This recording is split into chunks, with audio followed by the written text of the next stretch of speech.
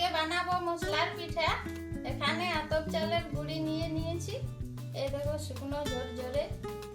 এরপর গুঁড়ির মধ্যে দিয়ে দিচ্ছি পেঁয়াজ বাটা, আদা রসুন বাটা, জিরে বাটা,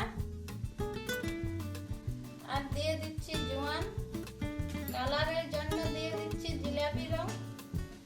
এখানে আমি হলুদ গুঁড়ো দিচ্ছি না, তেলটা নষ্ট হয়ে যায় তার জন্য।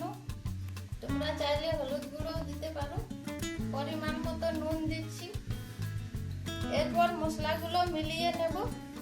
এতে কিন্তু ডিমও দেওয়া যায়, আমরা এখানে ডিম ব্যবহার করছি না।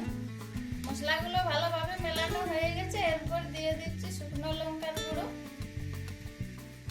এরপর ভালোভাবে আবার মাখিয়ে নিচ্ছি।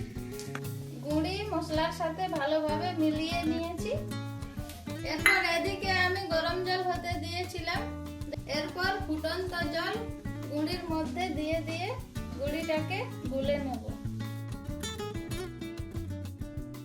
এই দেখো গুঁড়ি ভালোভাবে গুলে নেবে এরকম ভাবে, তাহলে কিন্তু ভালো পিঠেটা হবে।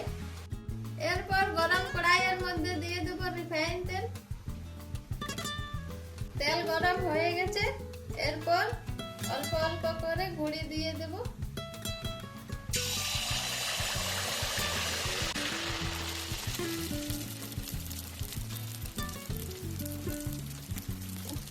এই দেখো পিঠে খুব সুন্দরভাবে ফুলে গেছে।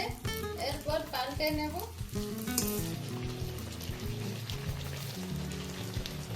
পিঠে হয়ে গেছে, এরপর উঠিয়ে নেব। এই দেখো আমাদের পিঠে বানানো হয়ে গেছে। খুব সুন্দর নরম তুলতুলে, গরম গরম খেতে কিন্তু খুব ভালো লাগে।